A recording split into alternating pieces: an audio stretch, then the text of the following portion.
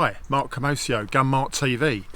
We've got quite a neat little gun here to show you, which is the Heckler Koch MP7 made by Umarex in Germany. Now obviously Umarex quality's quite a high standard, and they've got I think they're the biggest producer of firearm sort of replica style air guns that follow the original pattern. And this is actually, you'd look at that and think probably quickly it's either a PCP or a CO2, as a lot of the firearm lookalikes are. But this is actually a brake barrel spring powered gun, and very neat it is too. It's got some quite natty features, so let's look at it in more detail. It's built to look like the MP7 live version, Heckler & Koch, and apparently that's used by the British nuclear police that do the rounds on our main sort of security sites. And this has got some of the patterns that it follows the pattern of the original, as you've got the sort of pictograph style safety. These are actually part of the moulding, so they're dummy function there, but you've got the same system there. But on this you have got a usable manual sort of cross bolt safety here that comes into play.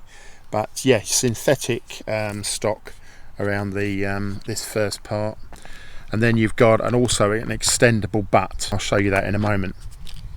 At the front here you've got a box. This is a dummy silencer, but obviously it acts perfectly as you've only got a short barrel here. So yeah, because of the length of the barrel, obviously having a cockinade really helps here.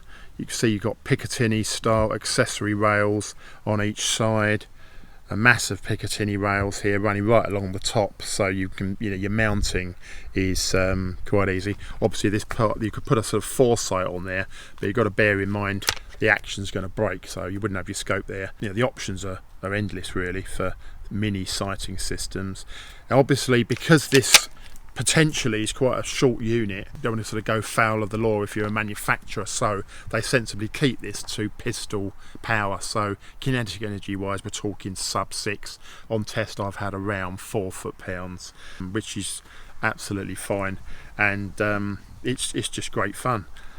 So you've got technically a 2-stage trigger there on the all incorporated into the grip.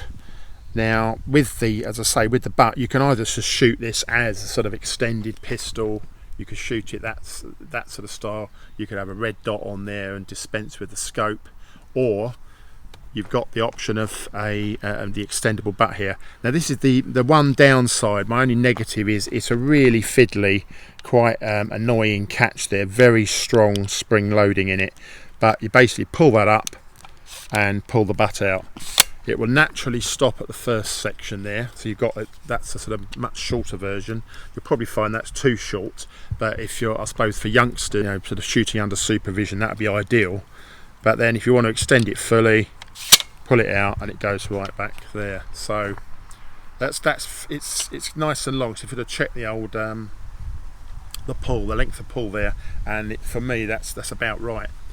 And then suddenly you've got a rifle. Obviously the only negative is there's no cheek piece whatsoever on there, obviously, so comfort wise isn't ideal, but it's an awful lot of fun and very flexible. As I say, it's a brake barrel spring piston design, so let's put a few shots through it. So as usual, sort of control the butt however you're going to do it, all in one. It's because of the relative low power, it's pretty easy to cock and quite smooth as well, I have to say. I did find on test this is a little bit pellet fussy, but we'll show you some groups. I mean, at 20 yards I've had just ragged clusters, very nice. I'm sure you can shoot it at a longer distance, but that's my provisional tests.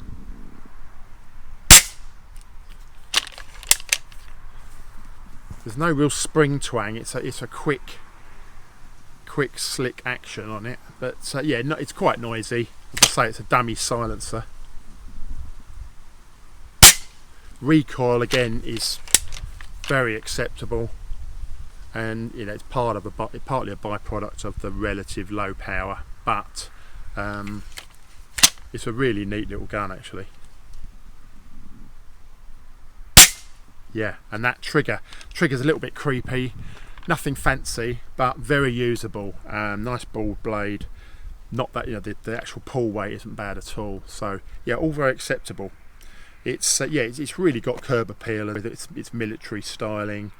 It's a nice copy of the H&K MP7, and yeah, I like it. It's very neat, great fun.